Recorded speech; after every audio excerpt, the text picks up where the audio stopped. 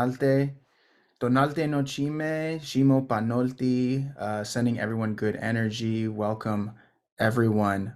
We are so honored to be together in this space with you all, as well as the esteemed guests, speakers, and contributors today. We're just going to spend maybe the first 30 seconds kind of waiting for folks to gather. We are live streaming via Facebook. We are, of course, on an online Zoom webinar. We look forward to sharing this with you all via our YouTube channel. Please look at all of our previous YouTube videos and webinar live casts online. We have them also redundantly posted on our website, boardingschoolhealing.org, and you can find all of those resources available to be viewed at your pleasure.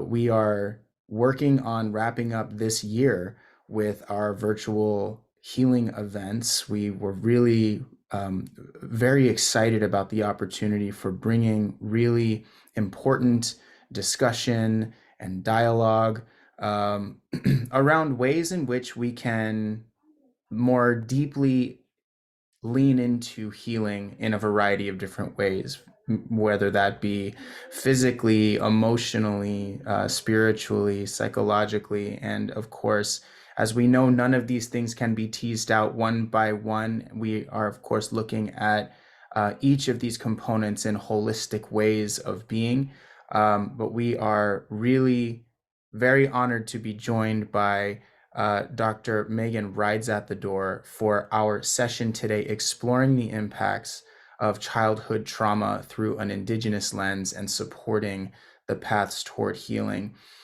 As always, we know that you all are tuning in from a variety of different places, nations across Turtle Island. Please do share with us where you're coming from.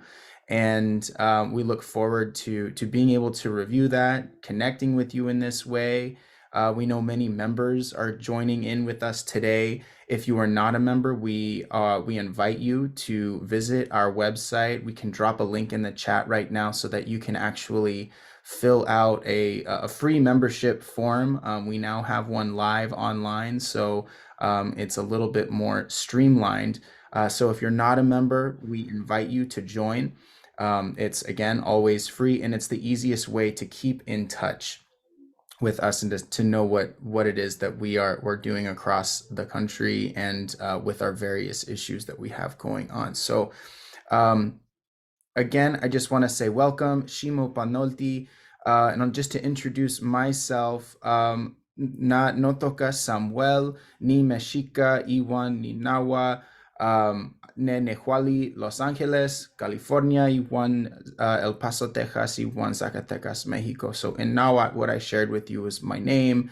My name is Sam Torres. I am Mexica and Nawa, as well as Irish and Scottish on my mother's side.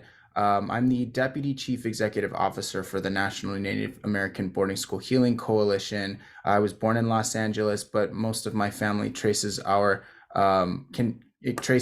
lineage back to Zacatecas, Mexico, where my great-grandparents were born, and my grandparents are from El Paso, Texas. So it is a pleasure to be with you all today. And in order for us to get started in a good way, I want to invite our good relative Ka'au from the Pacific Islanders Community Association of Montana, who will share with us a really good opening to get this conversation started. Ka'au, the floor is yours. Laso Kamati, thank you for being with us.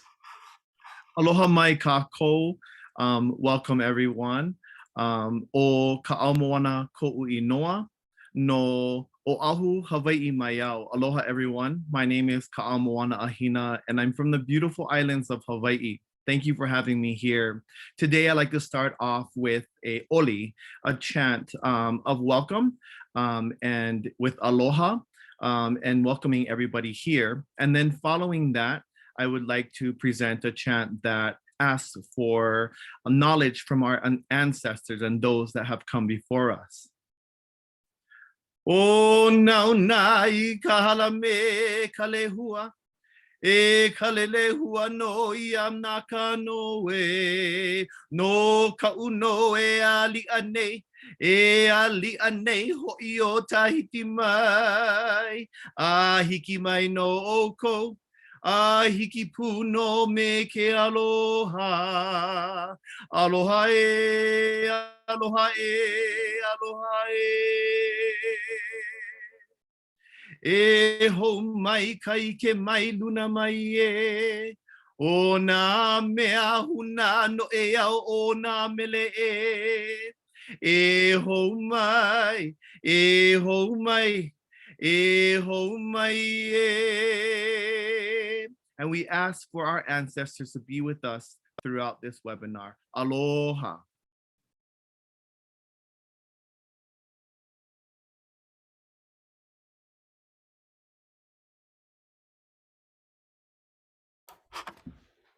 Thank you, Ka'aut Lasso Kamati, for sharing that medicine with us. And we feel the strength of our kinship and really, really grateful to have you be with us today. So thank you, Lasso Kamati.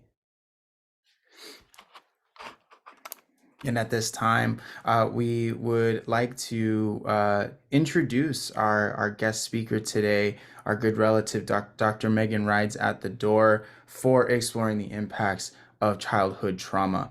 Dr. Maegan Rides at the door, LCPC, has served as the director of the National Native Children's Trauma Center since 2016, where she has had a key role in designing and implementing a range of training and technical assistance initiatives in tribal communities with efforts toward trauma-informed systems change, suicide prevention, and expanding child advocacy center services to tribes. She has provided extensive training in trauma, cultural adaptation of curricula and products, and building networks of collaboration in an effort to achieve NNCTC's mission, which is to co-facilitate trauma-focused healing for Native children, families, and communities.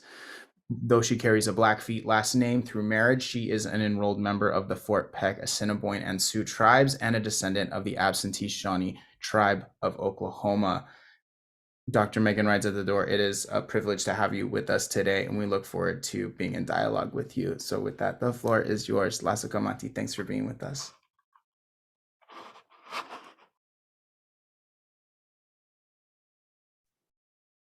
Thank you. It's such an honor to be asked to be with you all today to share on this important topic. Just to remind folks, talking about trauma is a difficult subject, and so I'd ask you all to take care of yourselves in the course of this presentation.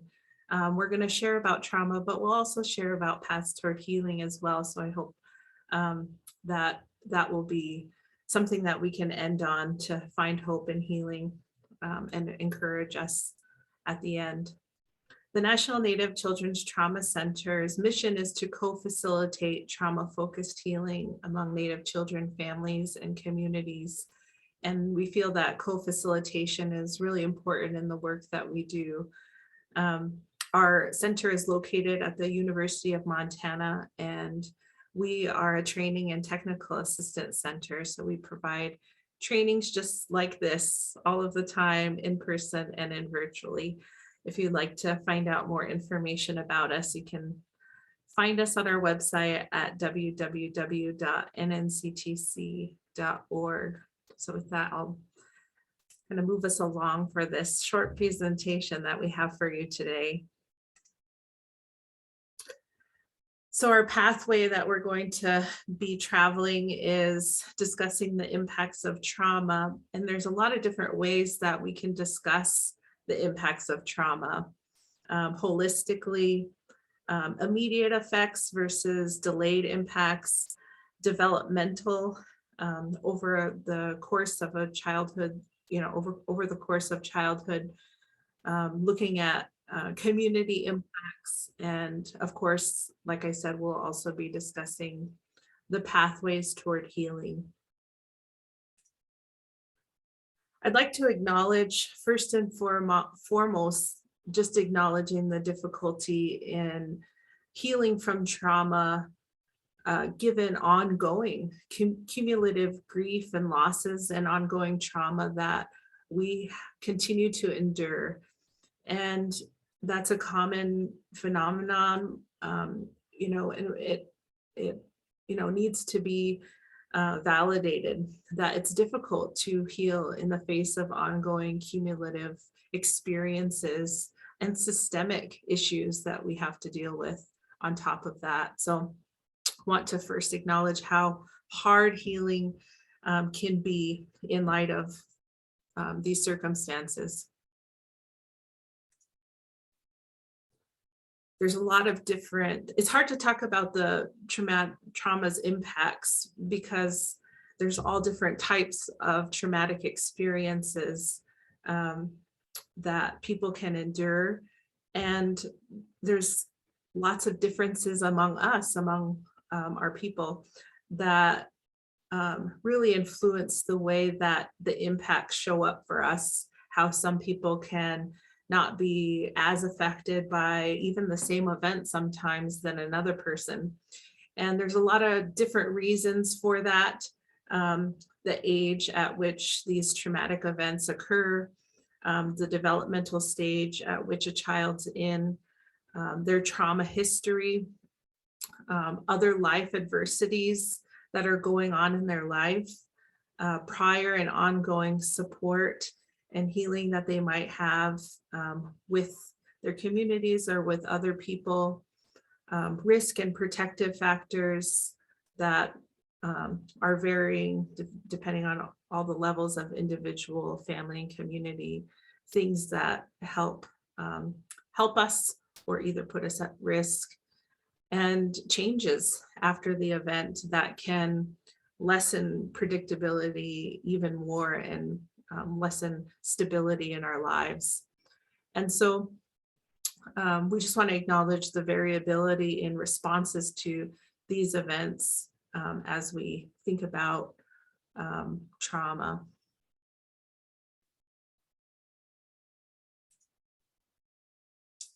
I think I had a slide in here that I may have missed, or I may have forgotten to just put in here. I'll say right now that when we think about trauma and the definition of trauma itself is really acknowledging what trauma means from an Indigenous lens, and that is looking and defining trauma from the community's perspective. We often define trauma from a Western perspective, given in Western definitions, but it's always, you know, it's always encouraged to just sit and wonder, what do our community historically, how have traumas been defined? Is there something in our tribal languages that help to define such an experience? And how does our cultural norms influence symptomology of our people? For example, when we are such a stoic people, how does hypervigilance show up for us? How would one be able to observe that? And then how do we really experience, what is our belief about how we heal from this? And so it's always good to just start from that lens to be able to understand this topic. So now we'll start exploring really the different ways to look at the impacts of trauma, of course, starting with holistic impacts in various ways. We know that, you know, our body, our physical lives are impacted through somatic complaints, hypervigilance, difficulty sleeping, and those types of behaviors that we can engage in, as well as that it affects our minds, our cognitive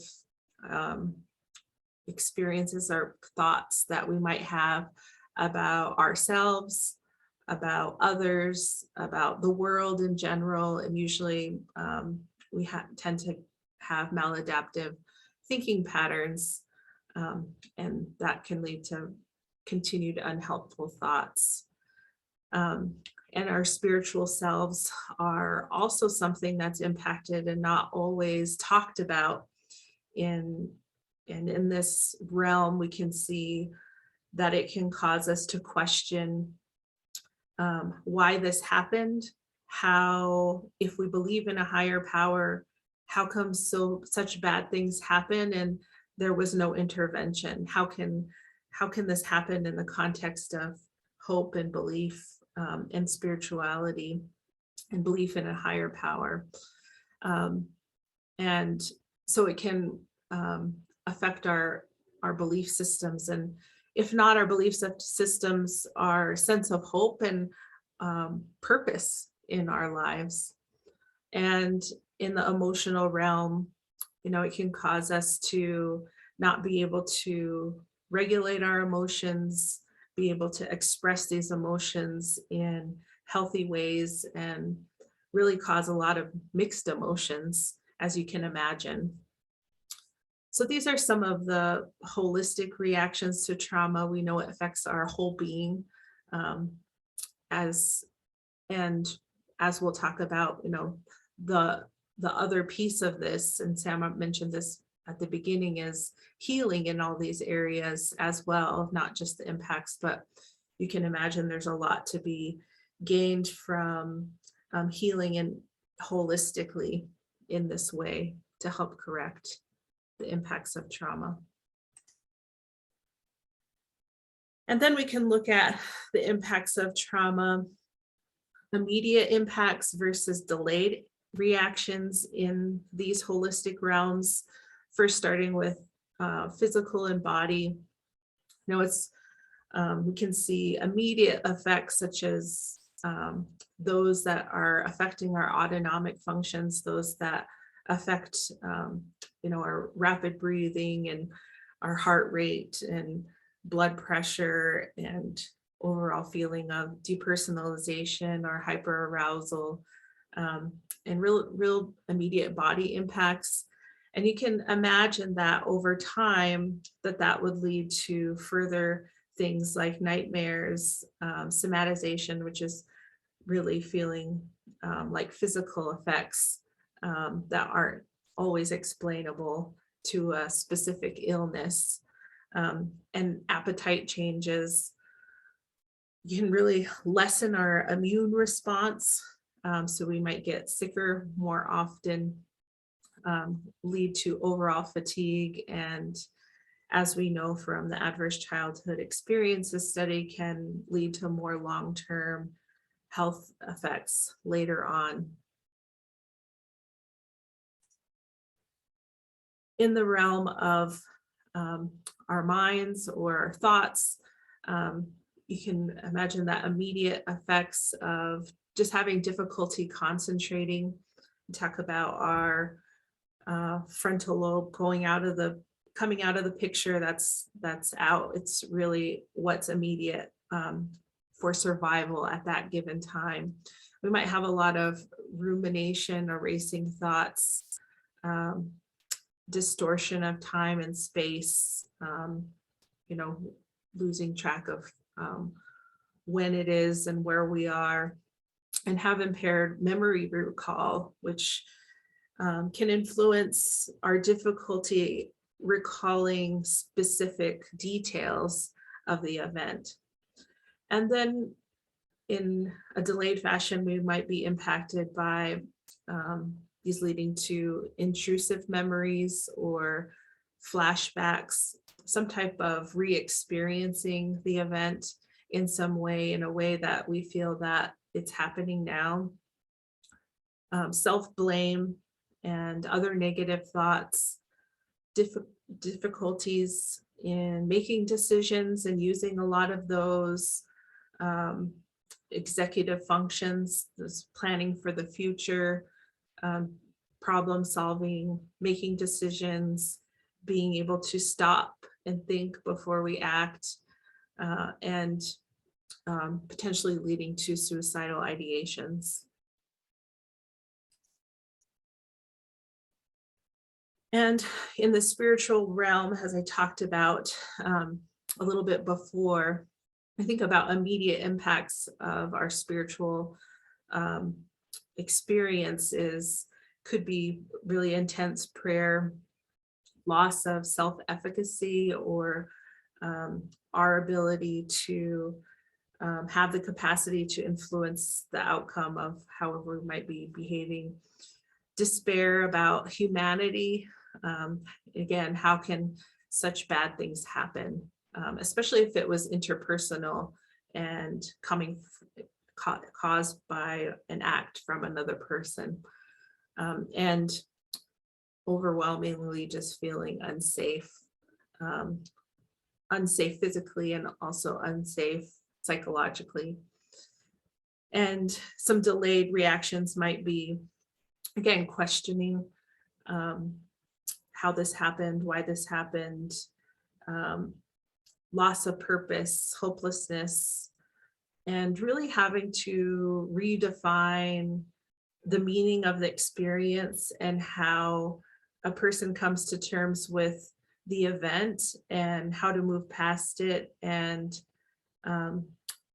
how it's influenced their life from here in various ways, and really processing that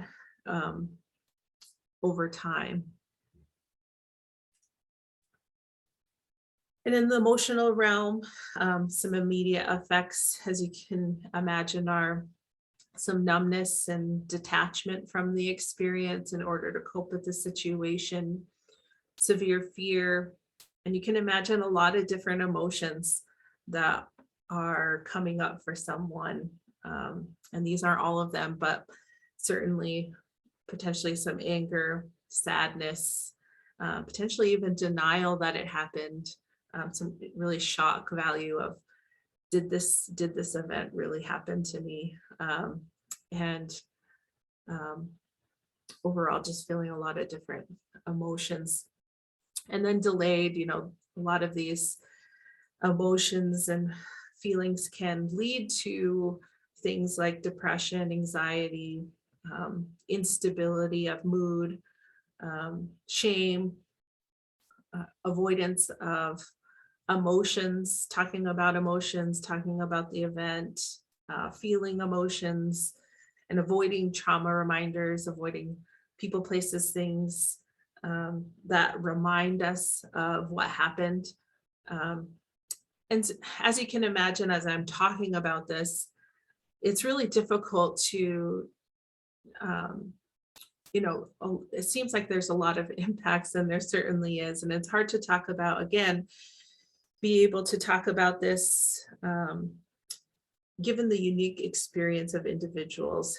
People are going to have varying experiences given what the nature of the event that's happened to them and their own uniqueness in this. And so it's hard to talk about impacts generally because it's unique to the individual, but most people would agree that there are hallmark symptoms that are present despite who you are. These hallmark things are re-experiencing the event in some way, hypervigilance, or having a heightened startle response, and disassociation, and that those things are pretty similar across experiences, despite the nature of the event. And those are some three main things that can happen. And then we can look at really the developmental impacts of trauma, taking into account the child's developmental stage over time. You can imagine, given their growth, what might be more affected depending on what developmental stage they're in. And we know overall, when children experience a traumatic event at a stage, it can cause regression. And that sometimes we expect children to be at a different developmental stage or be right on track, but not realizing that they may have regressed and may have unlearned some skills that they once learned before. And you can see that across the developmental stages.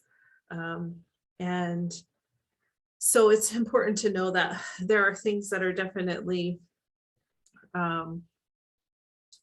unique to the developmental stage. And then there's, again, some things that are universal, but these are examples. These aren't everything. And again, given the child may not experience this particularly, but generally in these specific developmental stages are some examples of things that you might see if they are experiencing a traumatic event. We see in the infant toddler stage, and you can see I haven't put age ranges in here to be that structured, because it is pretty general guidelines given these different stages. But when we think about infant toddler and that very young children, we often think of them not being affected so much, given that they can't recall, or they're so young. Can they really remember these experiences? And I will say it's not on here, but there has been a lot of evidence to show that children in the womb are affected by trauma as well. Even if they don't have a recollection of the event itself, it can still cause them to, lose skills that they're starting to learn, like motor communication skills, loss or reduced capacity to attune with a caregiver, reduction in ability to self-soothe, if they were learning how to self-regulate, which we are learning to do at this stage. And it can cause different types of attachment behavior as we're forming attachment relationships with our caregivers, and can cause separation anxiety, fear of leaving or not being near our caregiver. In the elementary age range, what we see here is, because they are starting to have words for their experience, they may recall this. And because at this age they're engaged in a lot of play, it might show up in their play scenarios and how they play with their peers, potentially even. It can cause we can have really magical explanations for things, or not really have a clear understanding of what happened, which is, we can kind of see how that could happen. Loss of toileting or eating skills, enuresis or encopresis, that is involuntary, and that can be day or night.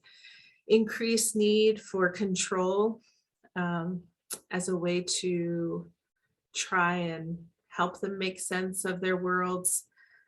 Again, somatic complaints, since they don't have the vocabulary oftentimes to talk about their experiences, it might come out as body aches and pains that are unexplainable.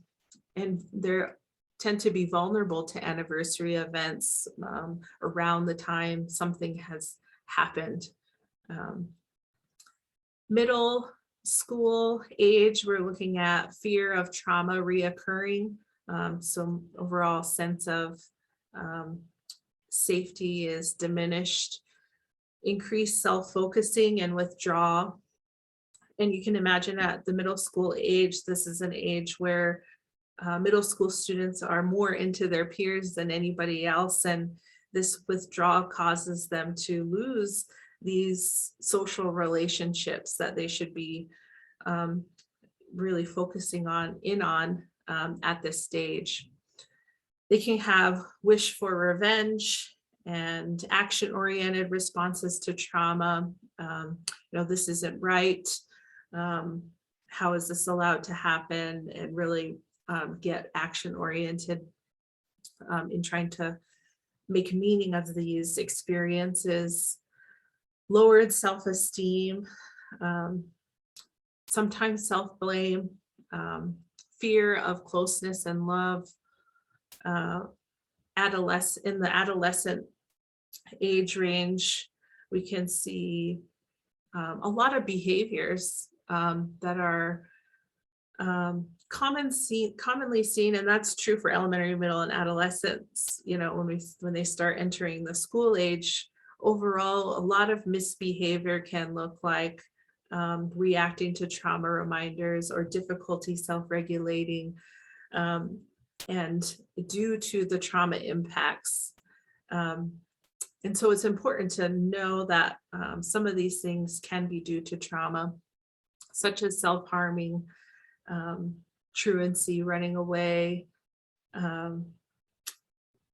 having aggressive or violent behavior, engaging in increased risk-taking behaviors, such as starting to use substances as a way to cope, flight into adulthood, so just want to be grown up and have control over their lives right away, sooner rather than later, or oppositely, fear of growing up, fear they don't want to lose their safety net of their family and community. So a lot of diverse experiences. Again, as you can imagine, it makes it difficult to describe a comprehensive picture. And it's also why trauma can show up like other things. And without really knowing whether someone has experienced a traumatic event might look like a different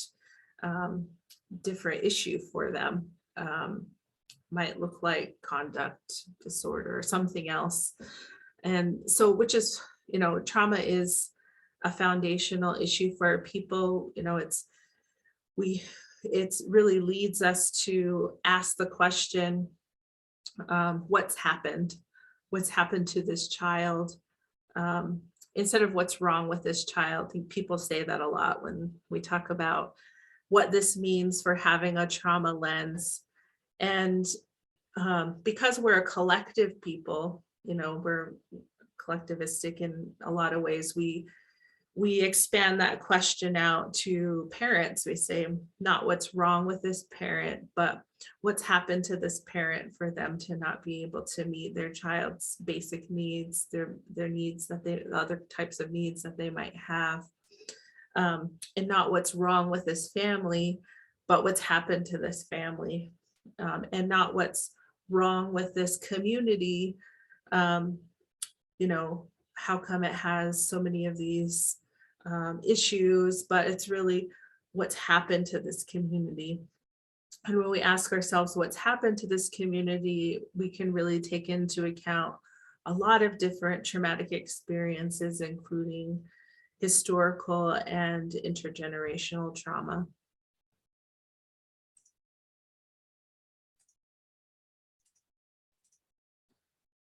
So you all may have already seen, I assume most people by now have heard about the Adverse Childhood Experiences Study and the outcomes of that.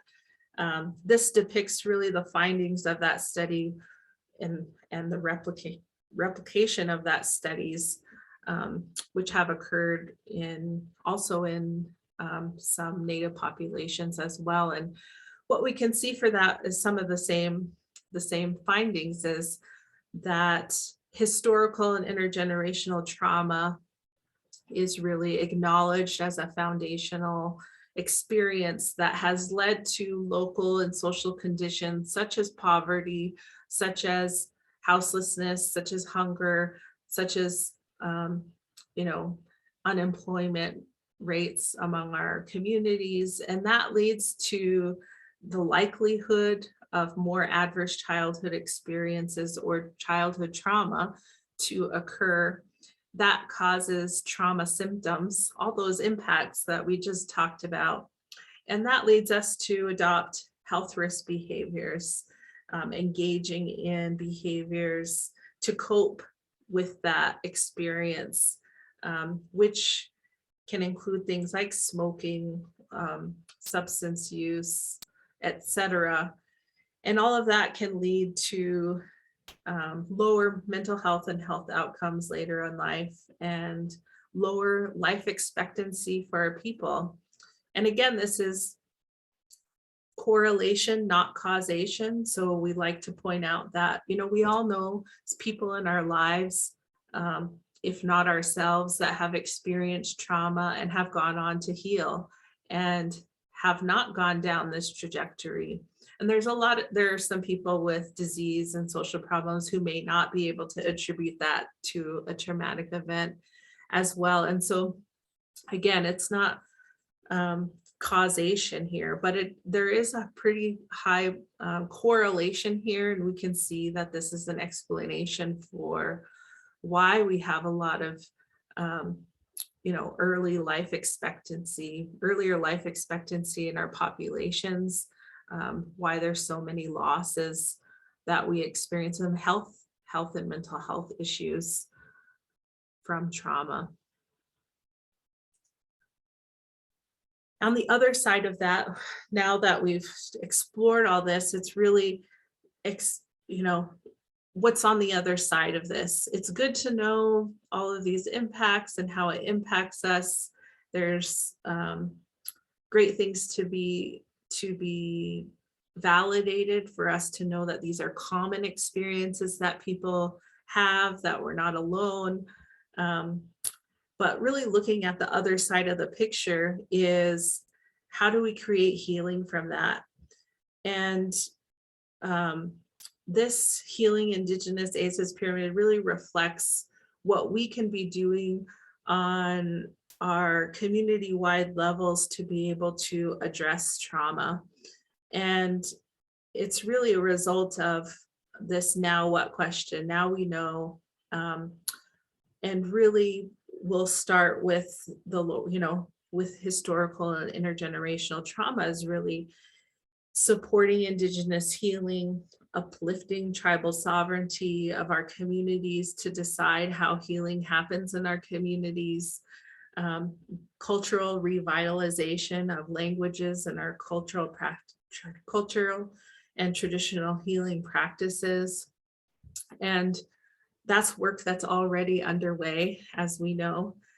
And creating thriving and safe communities rather than poverty. How can we support the economic, the economies in our communities, creating safe communities for people to live in. And that then leads to positive childhood experiences, creating more positive family experiences, having more positive community experiences, feeling like we belong in our communities and we are having that shared healing experiences, and having consistent corrective experiences to the trauma that has happened in the context of interpersonal relationships. We learn that all people aren't out to harm us, that we have corrective experiences, not just with people, but with systems. Hopefully they're providing this on their end as well, helping to provide corrective experiences. And that can lead to really, on that other realm where we can intervene, is social, emotional, cultural identity development, that we're supporting all kids in this realm, that it's social emotional, but it's also learning who they are, being proud of who they are, and facilitating, supporting that, and instilling not just coping skills, but our cultural values into everything that we're doing to help heal. And overall, creating that holistic wellness and balance, correcting all those impacts that we talked about holistically, we're also now looking to rebalance that and trying to maintain it over time. And hopefully all of that would then not just lead to life longevity, but for us to be able to be elders in our communities for much longer, to be able to have our elders for longer, to be able to learn and contribute to communities much longer in our lives, and pass on the wisdom and experience and cultural knowledge that we have gained throughout our lifetimes.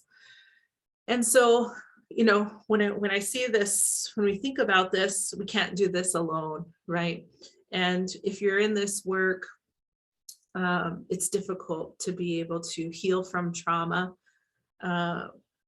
And so if you're feeling frustrated, if you're trying to help other people heal, it can be difficult to do that, knowing that there are a lot of different factors in people's healing. And it's a product of our society that we want instant gratification. Wouldn't it be nice if there was just an evidence-based strategy that we could utilize, that, okay, we all have this, and now this is going to create healing, and it's going to just provide self-regulation to this kid, and they're always just going to be good now, and it's, healing from trauma doesn't occur in that instant way. Of course, there's a lot of things that we can do to be able to contribute to that comprehensively, that helps support healing intentionally, and all of those things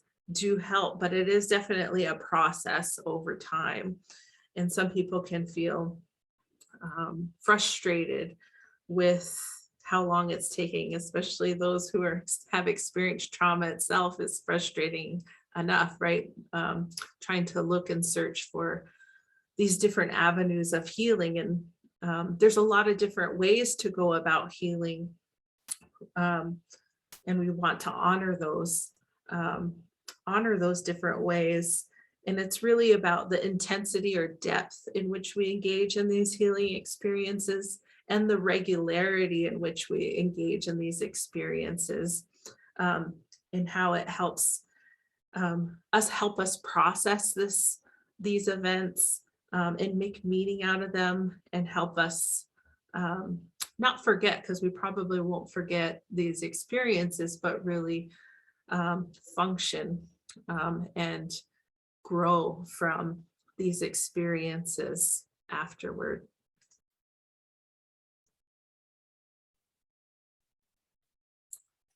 And I'll get to I see some questions coming in. I'll try to leave some time for those here pretty soon. So we know that there's a shortage of mental health professionals in our communities. We know that we can't rely on the 1 to 5, not even 5 sometimes, we just have such a lack of mental health people in our communities, and we can't just rely on them for all of our healing. And, that really represents, again, that whole comprehensive approach. There's a lot that's underneath that to be able to contribute toward healing.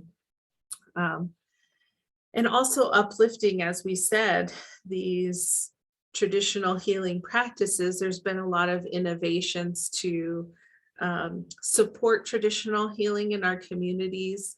These are just some of the ways. Some entities have started having release of information forms and consent to collaborate with traditional healers, having the tribal community endorse who these people are, who is somehow considered safe people, who does the community generally all agree that, yes, these are our people who we can go to. Our entities are starting to hire and collaborating with healers to provide services in and outside of facilities.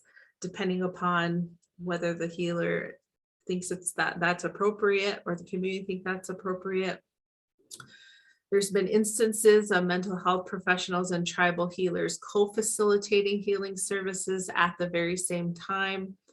Health professionals and tribal healers collaborating to provide services along with mental health. So really starting to work on integrated care. There's been talks, and these talks have been ongoing and long, and we haven't really figured it out yet, but there's been some convenings that have continued to talk about whether it's appropriate and how it would be appropriate if it were to reimburse tribal healers through third-party billing to try to support traditional healing in this way. And collaborating with tribal healers to develop or adapt existing interventions that we have. And, it's up to, each community is unique, and how they go about this will also be unique, and whether they feel that it's appropriate or not. And that conversation will continue to occur, but I bring this up for you to have kind of look at some of the things that are starting to happen more and more as possibilities to uplift these things. And, we know that there are, we've in the mental health realm, we've been, there's been a lot of efforts toward providing culturally sensitive, trauma responsive interventions for our communities. And when we look at trauma treatments, there's a lot of similarities among them. They all have similar components. A lot are specific things that you can imagine when we talked about those symptoms, really try to address some of these major things that can happen, those major impacts. And so a lot of trauma treatments are specifically focused on providing psychoeducation, which is, let's learn about trauma, its impacts like we just did today, and healing and resilience. So that everyone knows what these are, that these are common reactions, and that there are ways to heal from this, that there are relaxation strategies to be able to help people regulate their emotions and feel safe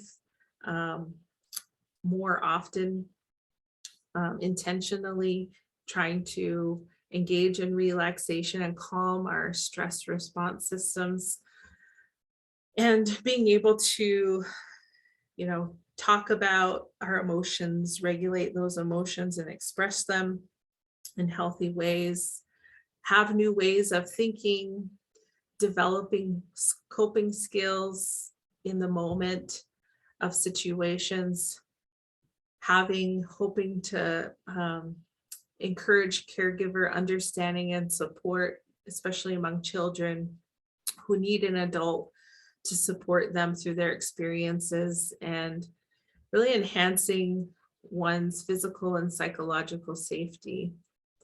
Now, there are other things in, trauma interventions that mental health therapists do, such as processing the trauma narrative, and, exposure to trauma reminders and whatnot. We should leave those things to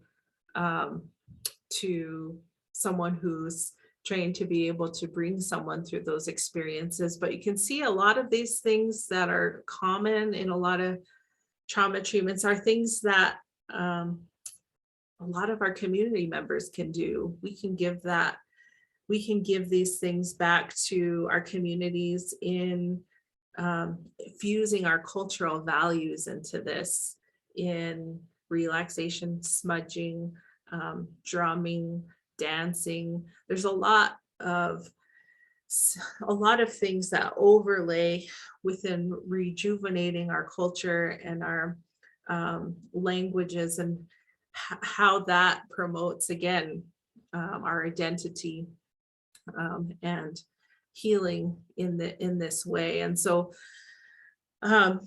this is really what we as a center have been focused on, is not adapting interventions, individual one-on-one interventions for communities, but rather trying to bring more social emotional learning curriculums to teachers so that they could support, or other community members to be able to take these lesson plans or these short little time structured time that we have to be able to do this with more kids. The more that all kids get this, the better off they will be prepared to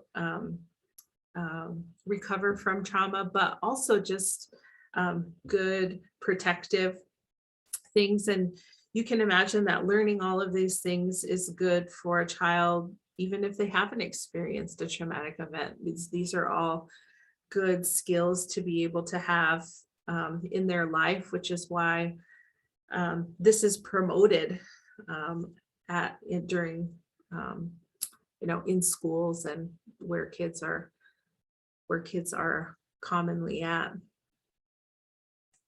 So I think we'll go ahead and leave the next 6 minutes, it looks like we have, for discussion and answering some of the questions that I've seen you all post in the chat.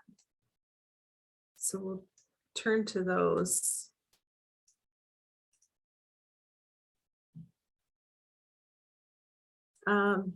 Someone asked about,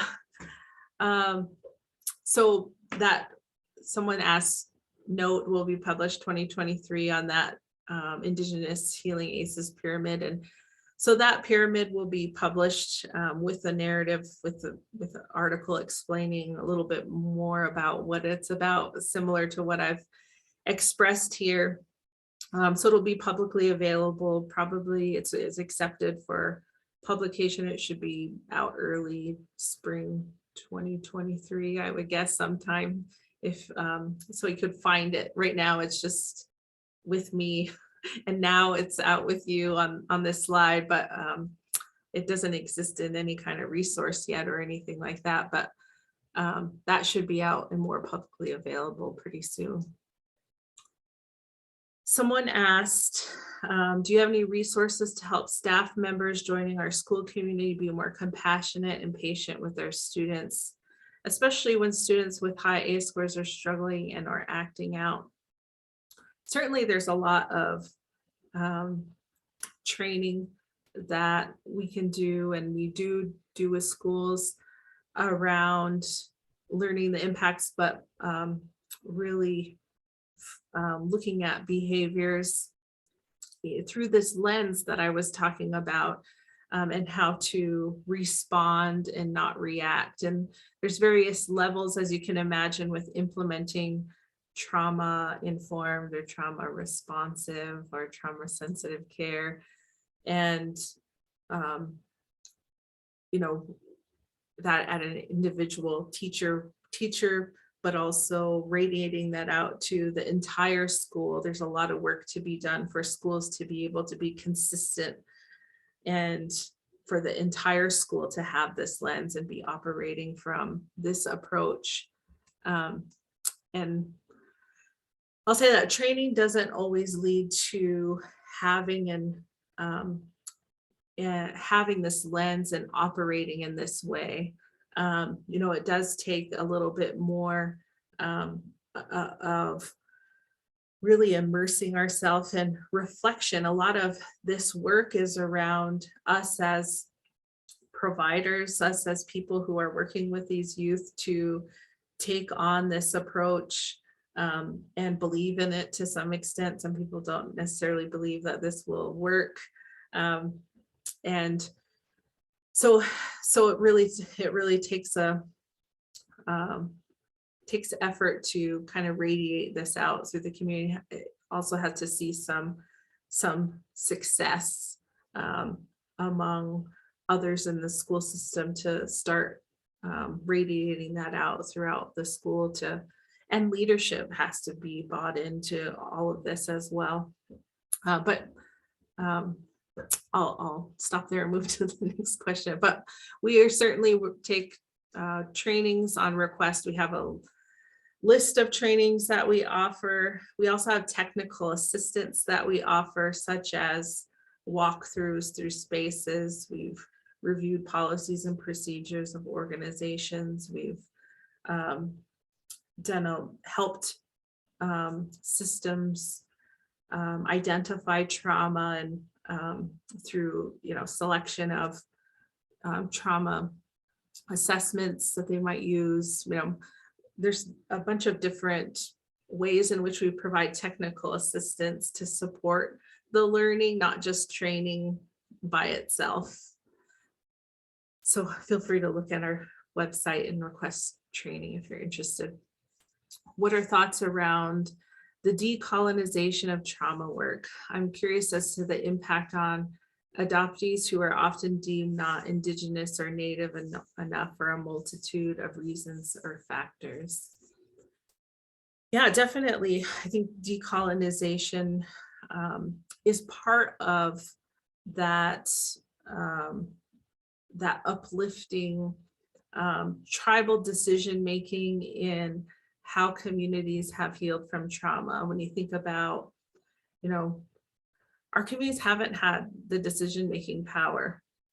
Often how healing happened is dictated by funding or other outside entities deciding what is evidence-based and whatnot. And so it really is resituating and empowering communities to really uplift tribal sovereignty and have tribes contribute to that decision making. That it's not just, always say it's not just what we do, it's not this intervention, or this approach, it's how we do it too. It's because we've been involved in trauma situations before where this is a good approach, this is a good method here, but then if it's it's how, because sometimes it's like, well, are you implementing that through this lens? And if you're creating something healing, and it should feel healing, the process should be just as healing as what we're doing. So it's the how and the what that comes together to really determine how we do things. So I think that's all the questions I have time for. I know that this has spurred a lot of discussion. I know it usually does. There's not a lot of spaces for us to talk about trauma oftentimes, and it can bring up a lot for people. But I hope that we talked enough about approaches to healing that you feel that it is possible. We know it's possible. We know we've seen it in our communities. We have to remind ourselves of that, but we can see it, the healing happen over time. And that it hopefully just rejuvenates your ability to feel like you're contributing to this work, because you are, and we can't do it alone. We collectively have to do this together. So with that, I'll say, Padamaya, thank you for having me. We're happy to be a resource, continued resource for you. And I know that there'll be another, I'm not sure who I'm supposed to pass it off to, but I'm sure someone will take it away here. Yes, thank you, Dr. Maegan Rides at the door. Tlasoka Mati Welmiak. We're just really grateful for the dialogue shared today. Very grateful to the audience too for offering some really remarkable questions and opportunities to deepen our understanding here. I know I speak for all of us here at NABS. We're really eager and looking forward to seeing the release in 2023 of the Healing Indigenous ACEs. I think that your work, recognizing, of course, the necessity for trauma-informed work, but also moving into the next level of really emboldening and embedding healing informed methodologies and ways which we can transform the way in which trauma work can be seen as healing work. So thank you for that, being able to put that language there. Um, what I'd like to do right now before we close and before we close with the song, we want to remind everyone that we are in our 7 weeks of action for 7 generations campaign, and we are asking everyone across Turtle Island to be able to support this movement towards truth, justice, and healing for a Truth and Healing Commission on Indian boarding schools. As you know, we have two bills in Congress right now, one in the House and one in the Senate, and we are calling on you to be able to make some phone calls to make sure that this issue is taken seriously and we can get a vote. And so with that, I'd like to introduce our director of our creative director and my brother Amaita, that's Kenrick Escalante, who will share a little bit about this campaign and a video asset that we've produced to help just get the energy out and get folks to be active in this movement. So with that, I'd like to invite Kenrick to be able to share a little bit about the video and to be able to screen that for us. Basakamati, Kenrick. Thank you, Sam. It appears that I'm having a technical difficulty. I'm not able to cue sound for this video, so I apologize. If it's okay, I would like to just go ahead and pass it over to Teresa Sheldon. Thank you, Kenrick. Yes, and sometimes these things happen, and we're grateful that everyone's on with us. We will place a link in the chat so that everyone can be able to view that. With that, there you go. Thank you, Teresa. It's good to see you. Good to be with you. Thanks for sharing with us. Haslahale, Teresa Sheldon, Seedsta, Tualcha Duflela, Teaguid Seed, everyone for joining us. Thank you so much, Dr. Rides at the Door, for your presentation. I think the more as we learn about the science of trauma and the aspect our personalities can be formed by the trauma we experience in our lives, it really explains our families and our lives so much. And the conversation of intergenerational trauma, and I know I probably wasn't the only one who was checking off boxes as you were presenting, going, uh-oh, I do that. Uh-oh, I do that. I have that as well. And so there's that individual responsibility of healing from your trauma that we have, and doing, I did a whole EMDR therapy on car trauma. I had no idea I had all this car trauma. And so it's crazy because as Native people, it doesn't stop. It seems to start at a very early age with childhood trauma, and then your life continues to go and experience more and more. And early deaths are such an issue in our tribal communities that we don't really talk about that a lot, and how young our people pass away. And yesterday was a anniversary for a school shooting we had at the Marysville-Pilchuck school shooting in 2014, where a number of our tribal children were murdered from a fellow tribal shooter. And we don't know how to talk about it. We still don't know the right way to express it. And we still don't know the right ways to speak about it in community traumas when we have those. So we say nothing. And that silence continues to empower perpetrators. And the silence of not knowing how to address things in a healthy way really gives the power and courage to those people who don't deserve it.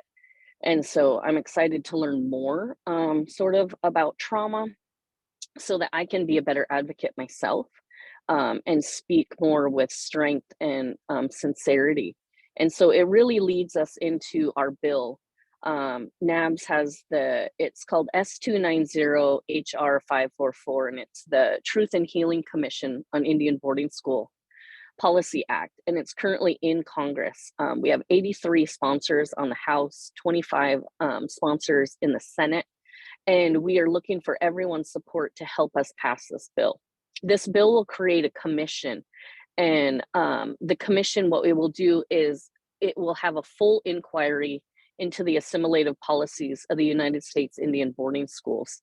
And it'll do that by examining the location of children, where the investigation would locate and document all children still buried at or near boarding schools. But it would also go into documenting ongoing impacts from boarding schools. The commission would compile evidence of ongoing effects of intergenerational trauma in American Indian, Alaska Native, and Native Hawaiian communities. It would also examine how assimilative policies attempted to destroy Native languages and cultures. And it would do all of this by collecting testimony from survivors, tribes, and subject matter experts. And it would gather this information in culturally appropriate public hearings to provide a public forum for survivors, victims, families, communities, Native organizations, and tribal leaders to give testimony on the impacts of Indian boarding schools. So sometimes we never get to the actual root of trauma. We talk about some of our high negative statistics being the likelihood of dying from drugs and alcohol abuse, dying from suicide rates, all of these high negative things. But really that's just a symptom of the root. And the root goes all the way back to the creation of the genocide of our people through boarding schools. And so this bill is trying to attempt to address that and talk about it for the first time, and have the federal government and state and local governments take responsibility for the actions committed against our people. And so we're asking everyone to please join us during the 7 weeks of action for 7 generations, calling your congressional members, calling, texting, tweeting, social media, emailing, and asking them to please help us pass this bill. And we truly appreciate everyone's support. And we know this is just the beginning of our healing. And it's just the beginning. Sometimes to have healing, you have to have acknowledgement that there was wrong committed. And that's what we're looking for this bill, is the United States government to take that responsibility that they did this intentionally on purpose. And so we really appreciate all of you. We will drop the toolkit in the chat box, and we have an amazing toolkit for support. It lets you know what the bill is, it lets you know the background, who to reach out to, how to tweet, talk about it. And so we just say, Teaguid Seed, thank you so much for your time and appreciation, and I'll pass it back to Sam. Thank you, my sister Teresa Sheldon, everybody. Lasso Kamati. Thank you to everybody on the NABS staff also for being either on camera, behind the scenes, and putting all of this together. We feel like we can bring you this video now. We got some folks working back behind the scenes. Iku, Beck, our community engagement coordinator, I believe we can try to get that going. So with that, we are gonna try to screen this video for you all.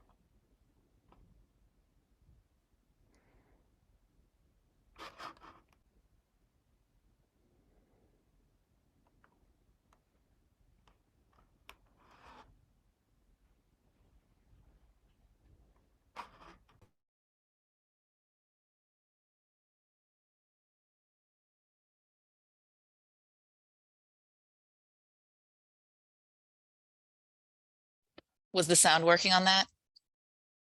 Okay, let me try this. ACIS, hello, friends.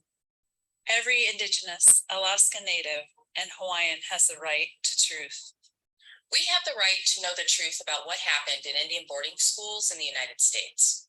This starts an accurate accounting of the number of our relatives who were forced as children to attend these schools. To ensure this never happens again, we need to know the truth about how many of our relatives were abused, died, or went missing. Every American Indian, Alaska Native, and Hawaiian has a right to healing. Every Native person in our country carries the trauma and the harm of Indian boarding school policies in their blood and genetic memory. To heal, we need to know the long-term impacts and implications of these institutions of racism, white supremacy, and genocide have had on our children and families, past, current, and future generations. The irreparable harm cannot be undone, but we as a country can begin to acknowledge and reconcile. That is the foundation for a future of healing that our boarding school survivors and their descendants deserve. Every Native citizen, Alaska Native, and Hawaiian has a right to dignity, restoration, and an opportunity to share their stories. A Truth and Healing Commission on Indian boarding schools is a necessary first step for our country to address long overdue injustices experienced by generations of our relatives. The time for healing is now. We can't wait any longer. Our relatives deserve the dignity to share their stories of their harm they've suffered, the trauma, and the resilience. Our children and families are still dealing with the generational impacts of Indian boarding schools, and we demand restorative actions that are written in a policy, as well as a direct resource that helps our tribal communities revitalize and restore our culture, language, and well-being of our children, families, and tribal nations. We are in a time of truth-telling, so let's take action together.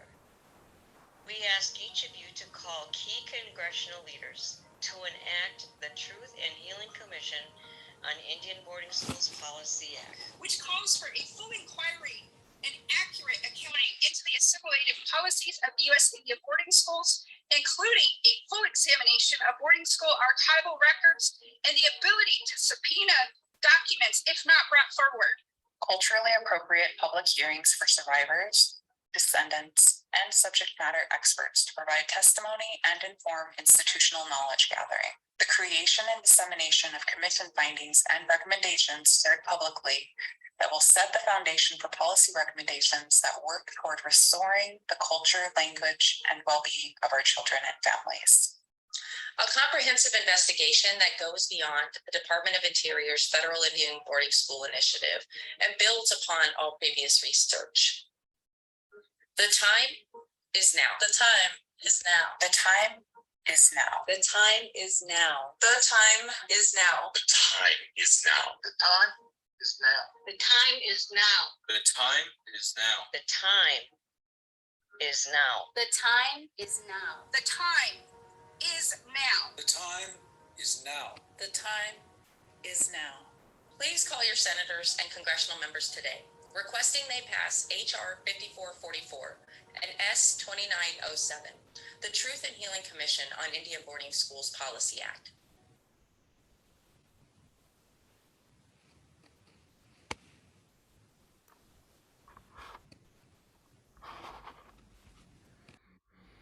We thank you for your support. We thank you for being a part of this movement. As you've seen, hopefully the many links in the chat to help be a part of this. The toolkit includes many different ways of engagement. There are sample scripts that you can send to elected officials. There are sample templates that you can utilize to be able to support this movement in a way that we know needs to be done. And so we thank you for that. With everything that has with everything that we have done today and been in the community, I want to encourage us to be able to to drink our water and to keep our medicines close and to be able to breathe this through. As we know, anytime we talk about discussions of trauma, discussions of healing, that it can bring up some very heavy emotions in all of us. And another thing that we know, as Dr. Rides at the Door shared, I think very eloquently, is that we also hold that medicine ourselves, our dancing, our drumming, our songs, our prayers. And I invite everyone that's still with us to be able to breathe that through. And I'd like to offer a song myself. This is a Nawa song that recognizes that as we are getting close to the winter solstice, it puts a focus on the shifting of that light. Though the light seems to be less during the winter time than it does during the summer. We know that the energy of the sun is always with us, and it recognizes the warmth, the energy, and our connection to that light. So with that, I'd like to just share a closing song, and then we can close. So, Tlaso Kamati.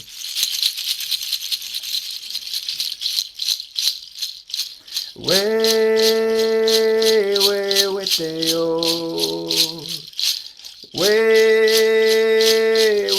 Weteo. La wil weka.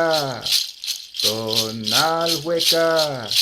Hey ya hey ya hey ya hey. Hey ya hey ya hey ya hey. Hey ya hey ya hey.